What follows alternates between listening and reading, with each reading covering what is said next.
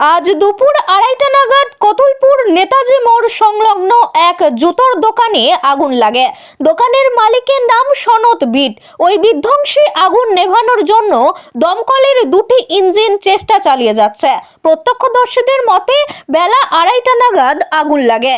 5টা পর্যন্ত দমকলের দুটি ইঞ্জিন লাগাতার চেষ্টা চালিয়ে যাচ্ছে। আগুন কিছুটা নিয়ন্ত্রণে এলেও সম্পূর্ণ নিয়ন্ত্রণে আসেনি।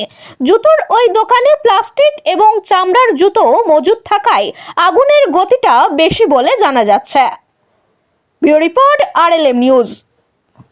ঘটেছে মোটামুটি 2:20 এরকম সময়। 2:20 সময়। হ্যাঁ, 2:20 সময়। যে আপনারা কিভাবে জানতে পারলেন? ঘরের ভিতর থেকে আগুন বেরোচ্ছে, জুতোর গোডাউন থেকে আগুন বেরোচ্ছে, বুঝতে পারা যাবে। তারপরে আপনারা কি করলেন? তারপর আমরা গ্রামবাসীরা দেখলাম, কিছু কিছু জল ফল দিলাম। হ্যাঁ, জল দিয়ে কিছু আগুন নেভাবার চেষ্টা করলাম। কিন্তু বাগে আনা যায়নি। কিছু আনা যায়নি, কিছু নিয়ন্ত্রণে কোনো আসেনি। তারপর ফায়ার ব্রিগেডে খবর দিলাম। ফায়ার ব্রিগেড কটা নাগাদ আসে? মোটামুটি ফায়ার ব্রিগেড 8 ঘন্টা বাদে এলো। 8 ঘন্টার মধ্যে এলো? 3টের সময় করে। 3টের সময় এসছে? 3টের সময় এসছে। ও, তার মানে খুব তাড়াতাড়ি এসছে মোটামুটি। হ্যাঁ, মোটামুটি তাড়াতাড়ি এসছে। এখানে কতুলপুরের মধ্যে যদি ফায়ার ব্রিগেড থাকতো হ্যাঁ, তাহলে অনেকটা আরো তাড়াতাড়ি আসতে পারল। ওটা কিসের গোডাউন ছিল?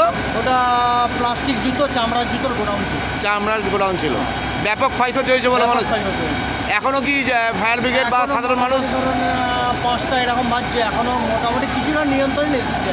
আচ্ছা, আর পুরোপুরি নিয়ন্ত্রণ নেই? এখনো পুরোপুরি নিয়ন্ত্রণে আসে না। আপনার নাম? আমার নাম হারুদে। ধন্যবাদ। আগুন অত্যন্ত ভয়াবহ অবস্থার মধ্যে আছে, কোনোভাবে আগুন কন্ট্রোল করা যাচ্ছে না। একটি ফায়ার ব্রিগেড এসেছে বিষ্ণুপুর থেকে, ওনারা যথেষ্টভাবে সচেষ্ট। কতুলপুরের আপামর জনতা, পার্টি, পুলিশ, প্রশাসন, বিডিও সাহেব সকলে মিলে একত্রিত হয়ে আমরা আগুন নেভানোর জন্য সচেষ্ট হয়েছি এবং কোনোভাবে কন্ট্রোল করা যাচ্ছে না। একটি ইঞ্জিন এসছে। আমাদের কতুলপুরবাসীর পক্ষ থেকে আবেদন প্রশাসনের কাছে এবং মাননীয় মুখ্যমন্ত্রীর কাছে, যাতে কতুলপুরে একটি ফায়ার স্টেশন হয়, এই জন্য আমরা আশাবাদী। এখন আগুন আগামী আরো 2 ঘন্টা সময় লাগবে। ভয়াবহ অগ্নিকাণ্ড, কোনোভাবেই কন্ট্রোল করা যাচ্ছে না। একটা ইঞ্জিন এসেছে এবং শুধু তাই না, পার্শ্ববর্তী যে সমস্ত বাড়ি আছে ওনাদেরকে যাতে নিরাপদ জায়গায় রাখা যায়, সেই জন্য আমরা সবচেয়ে বেশি সচেষ্ট হচ্ছি।